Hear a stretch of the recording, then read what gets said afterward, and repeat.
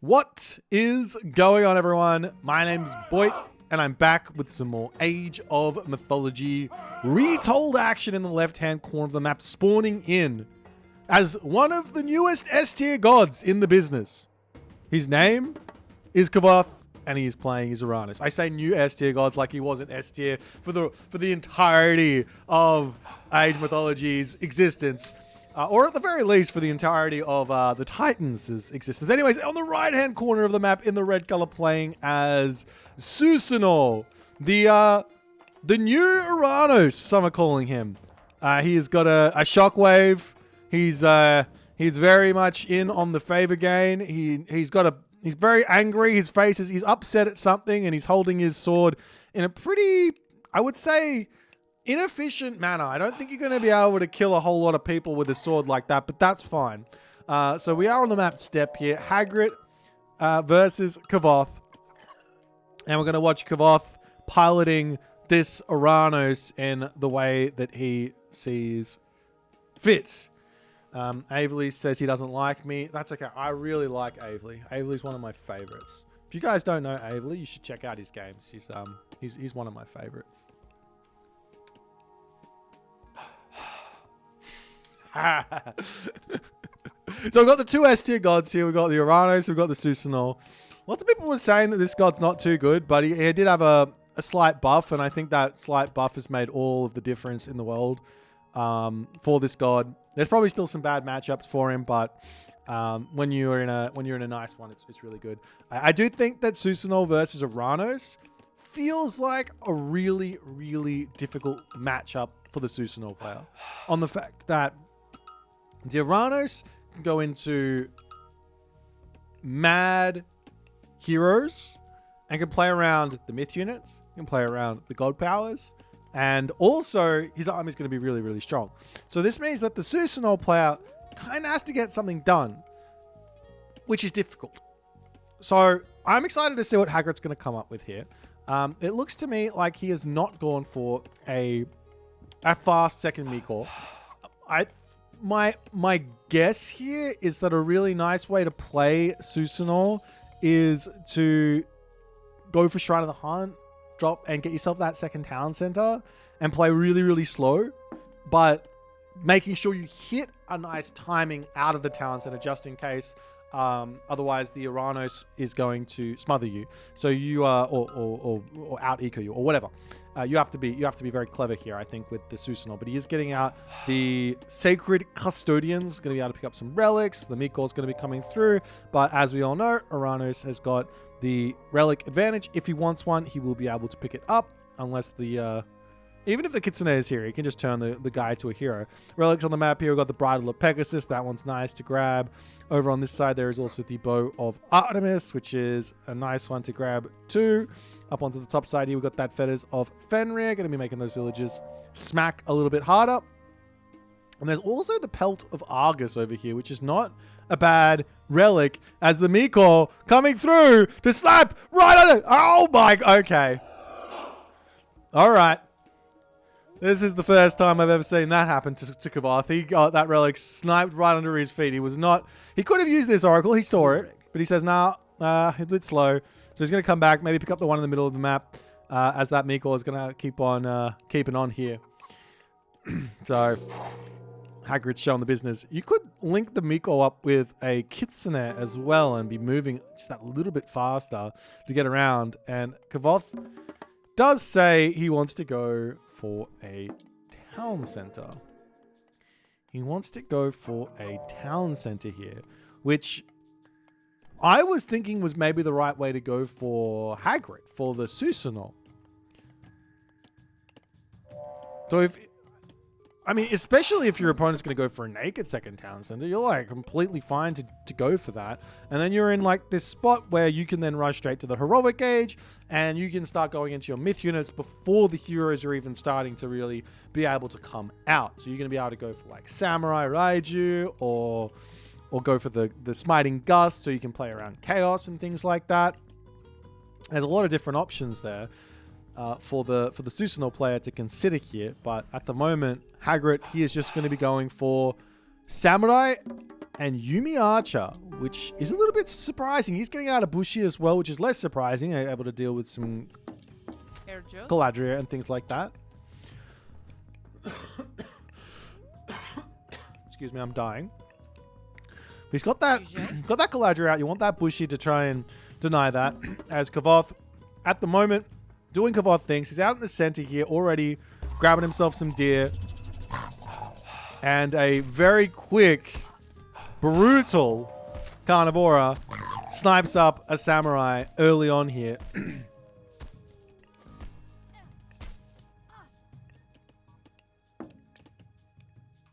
Meanwhile, the Kitsune looking to get a little bit of harassment in. Kavoth's going to drop a barracks to continue along. Oh, counter barracks, actually. I do like this idea. I think that against Japan, you don't really need to go to Murmillo. They're not like your main unit, I don't think, versus Japan, because the samurai does so well versus them. And if you just go straight into Karabalista, and you're playing defense, especially if you're playing defensively, and especially if you've got Oranos, because you can use the Sky Passage to save you on a like a sort of commitment from the Susanoo, or if the Susanoo player drops their Kusanagi down, you can use your Shockwave to run and things like that. As the villager is going to turn around and shank those Kitsune back, and Hagrid is on the warpath. He's going to be grabbing himself that Wisdom of 9 as well, making those Kitsune even stronger. I do like that tech. We just see the Kusanagi coming through. Hagrid tries to adjust. He gets... Well, not Hagrid. Kavoth tries to adjust. He gets sent flying here as the Juragumo. She's going to be able to pick up that citizen. Throws it back out. That's going to be potentially one kill here, though. The Galadriel is broken. The Galadriel... How is this citizen alive still? He does manage to kill the Galadriel, though, so that's big. That's big. A big save there from Kavoth, but a good snipe for Hagrid. He's going to be able to keep on putting the pressure. He has denied this hunt. However, one thing with Oranos, and I bring this up a lot when I'm talking about Oranos 2 TC, is you don't need to care so much about how rubbish your second town center is. Why? Well, you can just put a Sky Passage up, and all of a sudden you have an amazing second town center. As we will see, well, it's double mana over here. I thought that was going to be a Sky Passage. I think a Sky Passage to come down here. These villagers can jump up onto the top, and he's going to be good to go. But he is making Terma. He is making Karabalista at the moment. Going to be countering up the Hagrid composition for the time being, as we now have Crushing Waves, as well as Ivory Netsuke to come through. Now, this is my thought process on this one. Ivory Netsuke, the earlier you get it, obviously, the more value you're going to get throughout the game. But the earlier you get it, the less amount of resources you have to spend. So it's kind of like, oh, do I do this or not? Normally, I would say grab this as soon as you can if you're going to go for the Kitsune raids. And it's not even about getting gold in. It's just about giving you that little bit of extra value, even if nothing goes right for you. And then once you get to the heroic age, that's when the Ivory Netsuke really starts to pay off.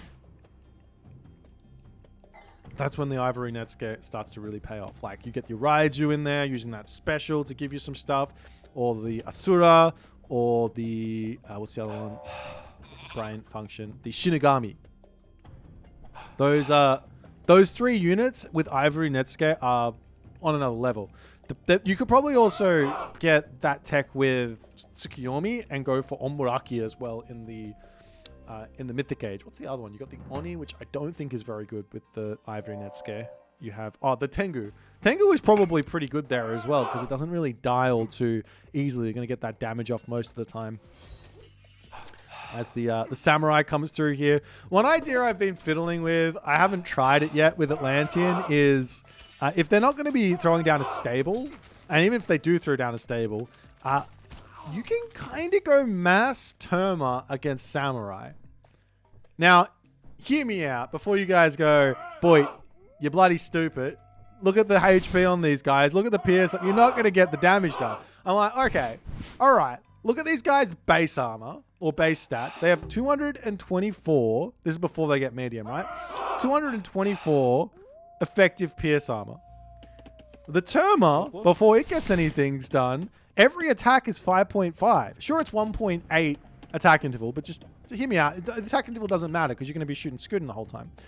So you only really need to have, I don't know, 20-ish Terma, and then you can 2-bang the Samurai. Right? And if I can 2-bang a Samurai, then all of a sudden he's not going to be wanting to charge at me, and I'm just going to be able to keep poking and playing keep the Samurai away from the donkey. Or in this case, the Terma, or the Javelineer riding a horse, or whatever you want. Okay, maybe I'm a little bit stupid. Maybe it doesn't work. Anyways, so far, Kavoth has held very nicely. He's up on this top gold mine already, doing Kavoth things, saving his gold in the main base. He sees Hagrid has to see 1,400 gold there on that gold mine and a sky passage and know that the units are somewhere else.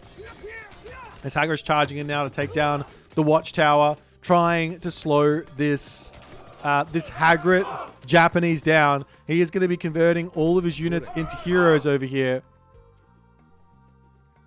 And that's obviously what he wants to do because that means he plays around Swampland, which can only really target the human soldiers. Now, he could drop the Swampland down early and whatnot, like right now, and he's going to hit a whole bunch of stuff. But anyways,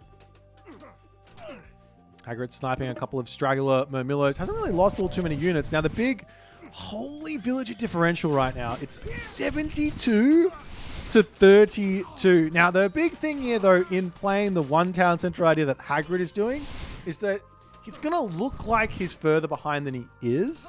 And all of a sudden, he's just going to tick over to the next Bushido tier. And he's going to be in a better spot.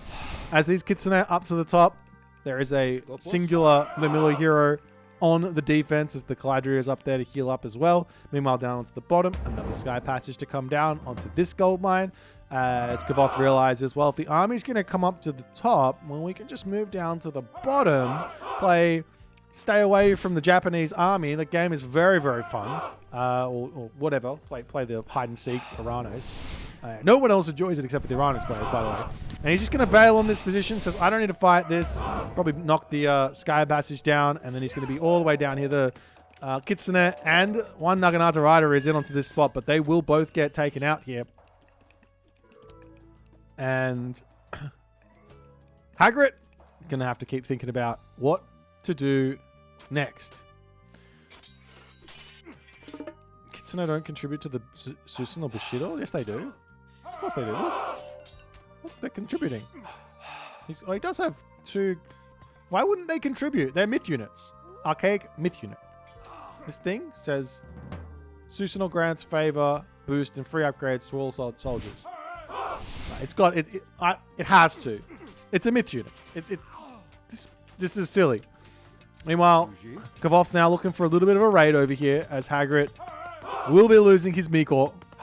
He's going to be garrisoning for the time being as another sky passes up over here as this is going to be making his wander out to the top.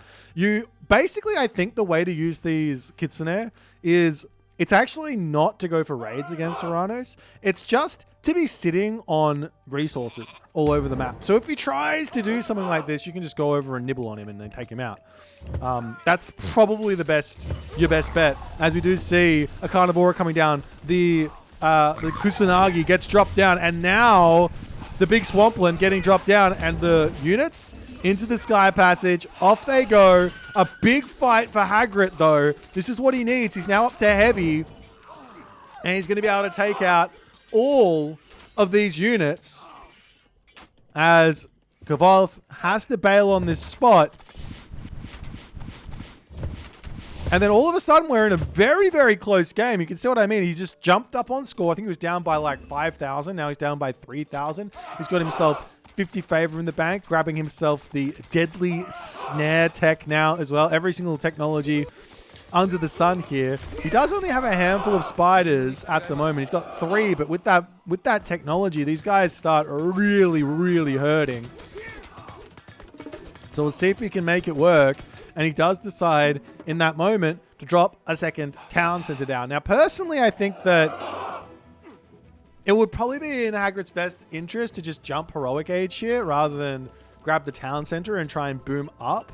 But the good thing about this is he doesn't need to go there because he's already at heavy, and he can probably get to champion as well while staying in the classical age. But the reason why I say maybe you want to go to the heroic age is simply on the fact that you're going to be able to get yourself that that Thunderdome tech or even the Smiting Gust just to stay alive against the chaos. So you use the Thunderdome, use the Thunderburst to block your units from dying against the chaos, or use the Smiting Gust to send your army away from the chaos, and are some ideas. But nonetheless, Hagrid now moving over to take out the Sky Passage.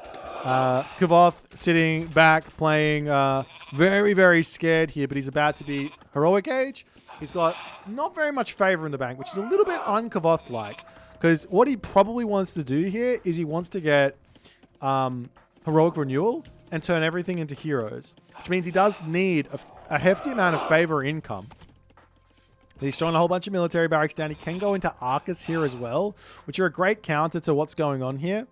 But there you go. He will be turning all of these guys into Murmillo heroes. Heroic Renewal is coming through, and he does have his cheaper upgrade for those Murmillo as well. And speak of the devil, Hagrid, thank you so much for the raiding party, my dude. We are watching your exploits, so to speak. This Thunderburst Shockwave effect applied to Chaos units. I don't think it applies to your own units, no, but it applies to your opponent's army, which means that while your units are there attacking each other, at least you're not going to be getting attacked by them as well. If that makes sense. Nonetheless, Hagrid now coming up to the top side. We try and snipe down some of those Murmillo heroes. Drops the Kusanagi down. Does manage to send those villagers flying away from the Sky Passage. He's not trying to take it down, which is a little bit surprising here. But then again, I don't think Kavoth is ready to take the fight. He does have a Shockwave. He can use that to try and get himself back, but he's trying to get the Sky Passage up to the top. Too little, too late. Loses a bunch of citizens. This isn't the end of the world here for Kavoth. He's still so far in front on economy, but this is a big help for Hagrid to try and bring himself back into this game. A great usage of that Kusanagi there. I have to steal that one as the Chaos gets dropped down. Thunderburst is in, and he will drop that down, but that means the army here is just simply going to be able to run back through the Sky Passage. And that's a trade of a God Power for a God Power. And a lot of units have actually lost their HP here. But Kavoth still just trying to get himself to a position in this game that he is going to feel very, very ready to perform in. As Helios now coming through. I don't know if I like Helios in this matchup. Not that it's obviously you get the stronger Arcus, which can be a really, really big help against anything. An extra range on a ranged unit is the difference between that unit being able to space something and not being able to space something, right? For example, here you've got 18 range Yumi Archers versus 20 range Arcus, but if the 20 range Arcus becomes a 21 range Arcus, it's even more brutal. But the point here would be, if you're playing Oranos and you get Hecate, all of a sudden, you're going to have access to Lampedes. And while you have to pay for them, they cost some money. If you get out like 3 or 4 of them, and you just focus down Samurai with them, they just one-hit them when you get that upgrade. And that's so many resources in a Samurai there, 105.75. That's a crazy amount. It's like it's literally 2 hoplites worth of resources. So it's just a mad value unit, but nonetheless, we're going to be seeing more Kontaris. I'm sure Kavoth here will probably go into some Arcus in the Mythic Ages. Another Kusanagi gets dropped down. He does have access to a 34 favor Swampland, but going to be holding on to it for the time being. The Yumi Archers over here getting chased down by those Kontarius there. As Hagrid going to have to figure out a way through this army at the moment.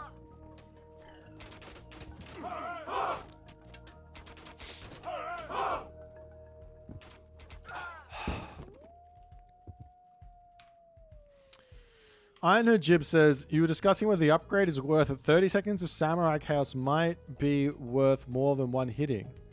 Yeah, but you have both of the upgrades. That you Chaos one and then you can turn the other into a chicken, no? Both. It doesn't get rid of the old special attack. There's a big vortex right onto the villages over here. And Hagrid is stuck. He's going to lose a bunch of villages. His army moving up here. He's not quite up to champion, as champion Cav is on the way. Those bronze upgrades as well. We are seeing an immediate Halo of the Sun, but still no real Arcus coming through, as the army is simply going to retreat up to the top here. But 30 seconds remaining on this vortex, as he'll take out a couple of commoners here.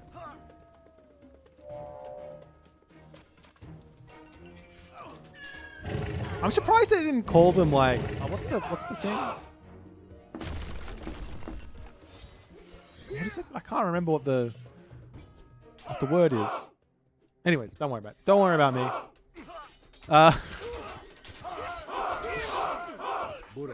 Now Kavath's just going to be pulling back. He does take a lot of damage here, but he's going to be vortexing out of here, grabbing himself another town center, and pushing his lead further and further ahead here. A couple of fanatics also on the way. Still not a single Arcus. I don't know why he's gone. Obviously, he's just gotten an insane amount of value. I don't think Hagrid quite has been set up to deal with this type of a play, but still no Arcus. Maybe he's just going to go in for some siege, I guess. I don't know. Does he have himself the Center Manus? No Center Manus, getting more oracles out.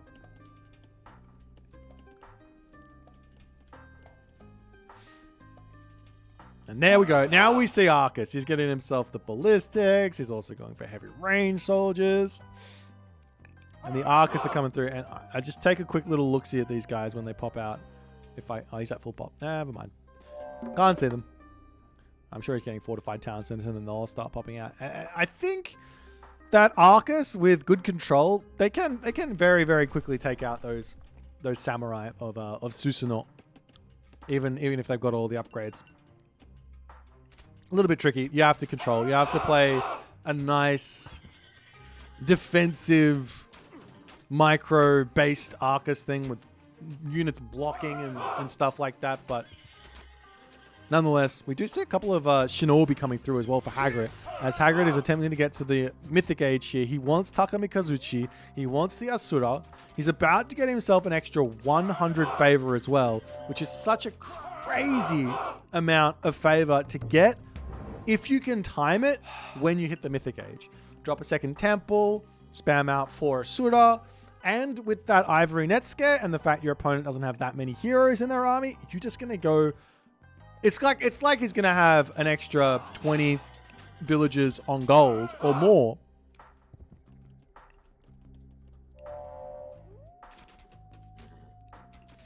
Nonetheless, Carpenters, Conscript, Champion Infantry, it's all coming through for Kavath as he is slowly getting himself into a very, very difficult to beat position here. Takemikazuchi in as the Swampland gets dropped down. Kusanagi also coming through, going to send those units all the way back. He drops the Vortex, but half of his units don't come as they weren't sitting on the floor. You can't Vortex mid-flight. You should know this. You have to be touching the ground to teleport. That's the you can't move one way to the other way. That doesn't work like that.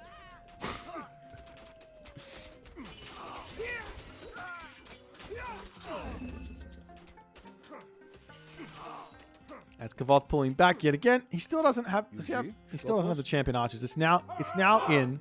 So his units are in a good spot. There will be another attempt here from a god power. The question is, how do you use this god power? This is the thing that I've been trying to rack my brain about. If we use the sword plus this god power, Thunderburst, I think that's the way to go about it. Because your opponent is going to run away. You need to time it to shock them back in to the where you clicked on the sword, and then you're good to go. Or something like that. I don't know. But anyways, point is, lots of favor in the bank for Asura. So we'll see if Hagrid's ready to build him. He's only got the one temple. He's only got the one temple. As we do see what's this called? Divine Slash. The Divine Slash comes through. Does hit a lot of units here. And Kavoth now in a little bit of trouble. The Asura coming through. He's getting himself his sumo training. He's getting himself his 10-fist sword. All the army coming through. But that means no Asura.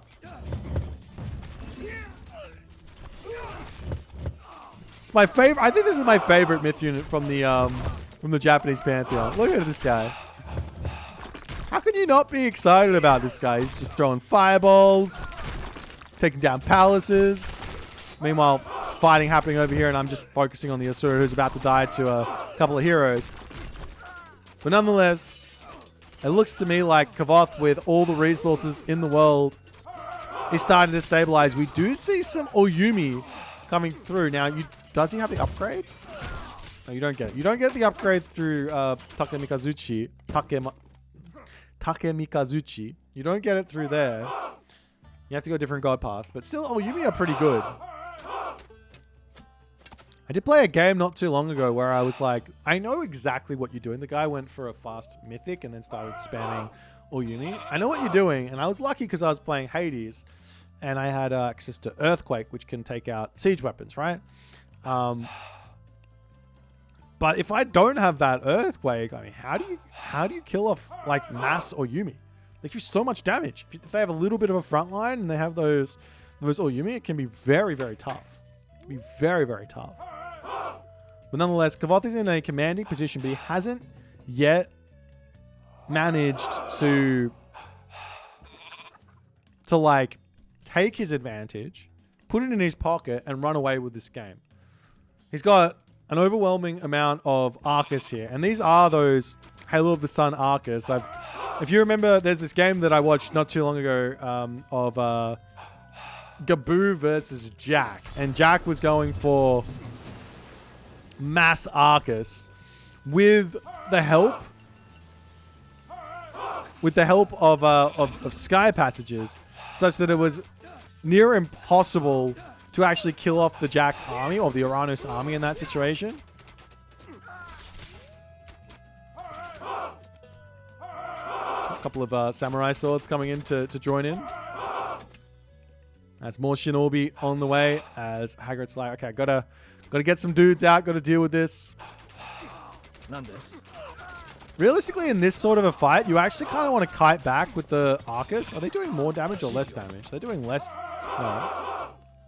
This is 11.1. These guys here are 8.8. So yeah, the Arcus are doing more damage, but you can still just kite and it's never a problem.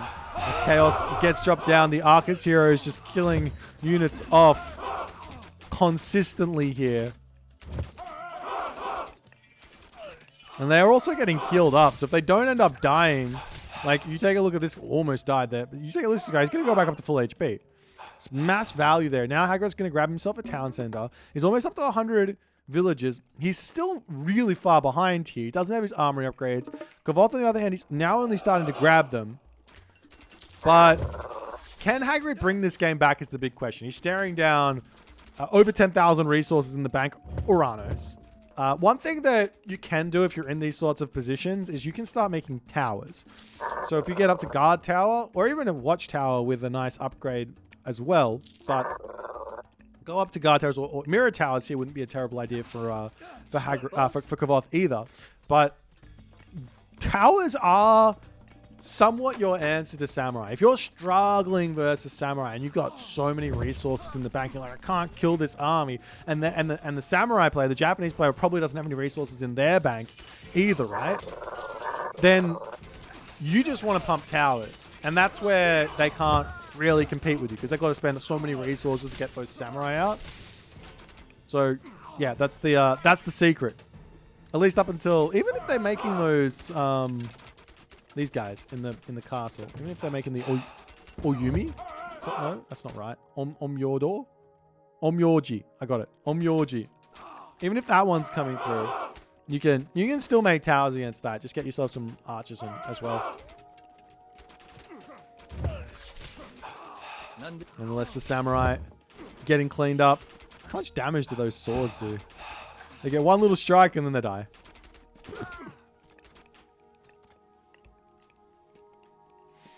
Has he got the seaside infiltrators? I don't think you get seaside infiltrators in this.